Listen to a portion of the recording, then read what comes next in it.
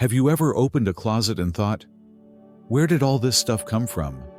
Or maybe you felt like your home, the place that's supposed to be your sanctuary, is quietly suffocating you with piles of things.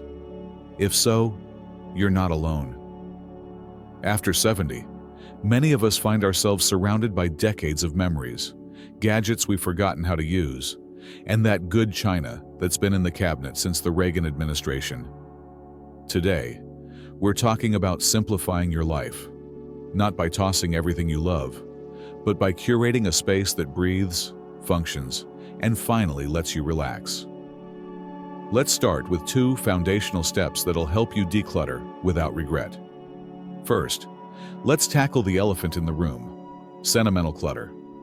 My neighbor, Marge, spent years holding on to her late husband's bowling trophies, 12 boxes of holiday decorations, and every report card her grandkids ever brought home.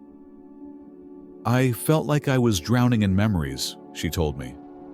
Then, one day, her granddaughter asked, "Nana, can we make new memories instead of dusting the old ones?" That flipped a switch. Marge kept one trophy, the ugliest one for laughs, framed one report card from each grandchild, and donated the rest to a youth league. Now, when I see those trophies in their clubhouse, I feel lighter, she says. Here's the key. Sentimental items aren't memories, they're souvenirs. You don't need 30 teacups to remember your wedding day. Keep one, take a photo of the rest. Or, like my cousin Lou, turn them into something new. He melted down his parents' silverware into a bracelet for his daughter. Now, she wears their love on her wrist, he says. Start small. Pick one category: old letters, holiday decor, collectibles, and ask, does this bring me joy now? Or is it just guilt in disguise? Next, let's talk about practical clutter, the daily annoyances that drain your energy. My friend Edna had a kitchen drawer stuffed with 17 spatulas, expired coupons, and a garlic press she'd never used. Every time I opened it, I felt like a failure, she admitted. Her solution: the 1 in, 2 out rule. For every new item she brings home, she donates or tosses 2. I'm down to 3 spatulas and a lot less rage, she laughs. But here's the trick. Start with the easiest room. Don't begin with the attic full of childhood diaries. Pick a space you use daily, like the kitchen or bathroom. My buddy Frank started with his junk drawer. He sorted it into 3 piles: keep, donate, trash. The keep pile fit into a small organizer. The rest? Gone. Now I can actually find my reading glasses, he says. Pro tip: use a timer. Set it for 15 minutes, no more. Decluttering in tiny bursts keeps it from feeling overwhelming. Now, you might be thinking, but what if I need this someday? Let me tell you about my Aunt Ruth, who kept a broken toaster for 10 years, just in case. Spoiler: she never fixed it.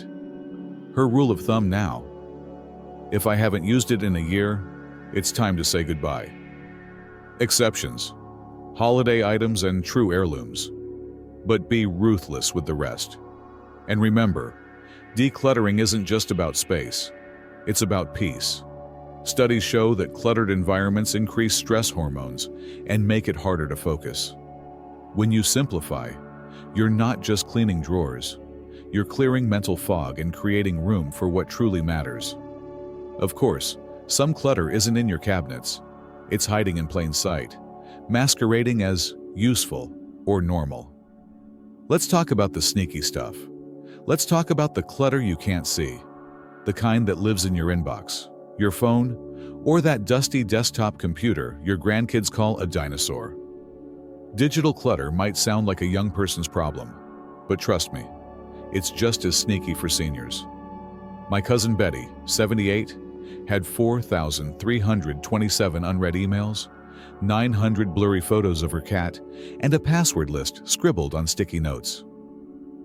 Every time my phone dinged, I felt like it was yelling at me, she said. Sound familiar? Here's the fix. Start with your photos. Most of us have thousands. Duplicates, dark blurs, screenshots of recipes we'll never make. Betty's granddaughter helped her sort them into folders: keepers, share, trash. They kept one clear shot of Mittens, the cat, per month, and texted the rest to family with funny captions.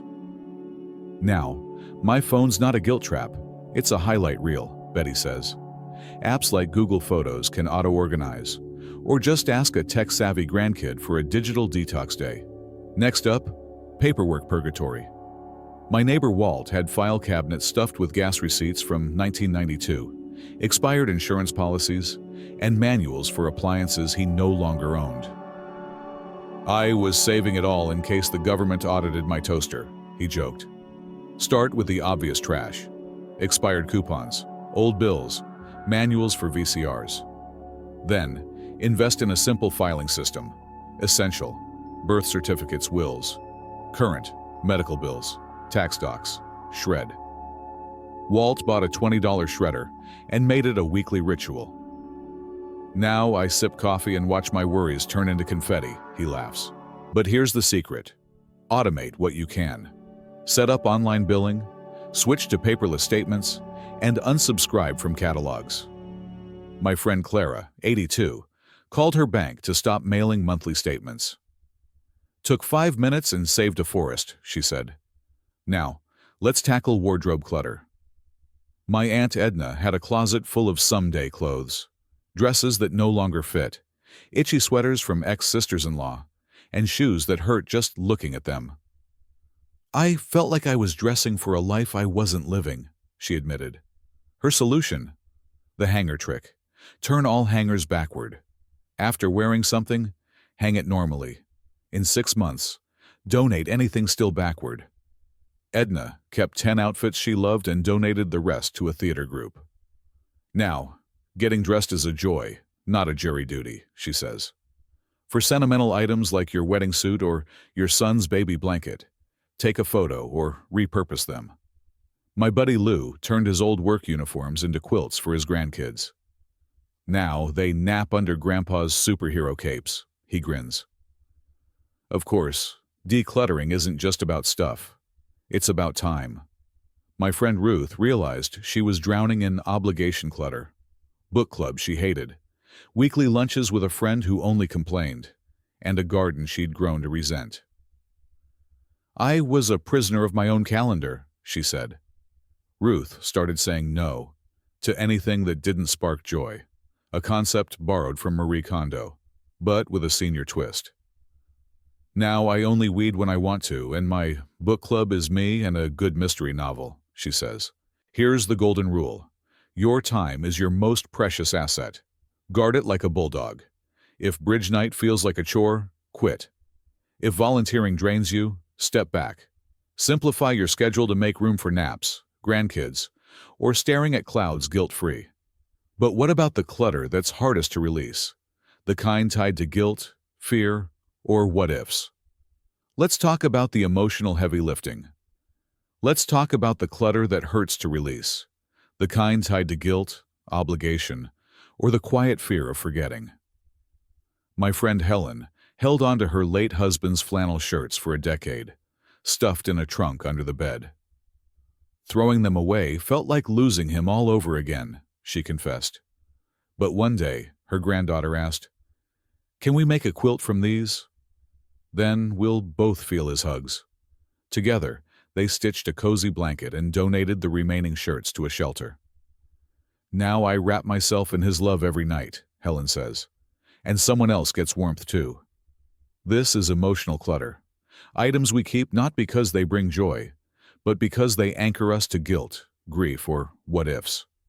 Maybe it's your mother's chipped teacups, your old teaching materials, or the treadmill that silently judges you. Letting go isn't about erasing the past. It's about honoring it without letting it weigh down your present. Here's how to start. Create a memory box for each person or era. My cousin Ted, a retired firefighter, kept every badge and newspaper clipping from his career until his attic looked like a museum. Then he bought a single shadow box, filled it with his favorite medals and one charred helmet, and donated the rest to the fire academy. Now, when I look at it, I feel proud, not buried, he says. Limit yourself to one box per category. Too much? Take photos and write stories to go with them. For items tied to guilt, like gifts from estranged family or purchases you never used, repeat this mantra. Their purpose was to be received, not to be kept. My neighbor Dottie regifted a vase from her ex-sister-in-law to a newlywed neighbor. Now it holds flowers instead of resentment, she laughed. But what about the fear of needing it someday? My buddy Frank had 14 spare coffee mugs for guests. Spoiler, he's had 3 guests since Y2K. His rule: if I can replace it in 20 minutes for under $20, it goes. Exceptions: his grandpa's pocket watch, the mismatched mug his granddaughter painted. Those stay. The rest are just props for a life I'm not living. And here's a truth bomb from psychologists. Clutter often masks unmet emotional needs. That yarn stash you'll someday knit into sweaters? It might really be about longing for creativity. The boxes of old report cards? Maybe you miss feeling needed. Acknowledge the feeling, then ask, is this item serving that need or just reminding me it's unmet? Helen's yarn stash became a weekly knitting circle with neighbors. Now we make ugly scarves and beautiful friendships, she says. The report cards? She mailed them to her adult kids with a note. Your turn to store these. Action step: invite someone you trust to help. My Aunt Jenny asked her grandson to sort her late husband's tools. He took a few for his car, and we donated the rest to a vocational school, she said. Hearing students call them vintage made me smile instead of cry. Remember, decluttering is a dialogue, not a demolition. It's okay to keep the dance trophy and release the 30 team photos. It's okay to weep over your mom's recipe cards and digitize them so the originals can bless a young cook. Now, you might wonder, how do I stay clutter-free without backsliding? Or, what if my family thinks I'm heartless? Let's tackle that head on. Let's talk about the aftermath of decluttering, because let's be honest, the real challenge isn't just clearing the clutter, but keeping it clear. My friend Marge, the sentimental clutter conqueror, put it best. Decluttering is like weeding a garden. Do it once and it's tidy. Keep it up, and it becomes a sanctuary. So, how do you avoid falling back into old habits? Start with mindful acquisition.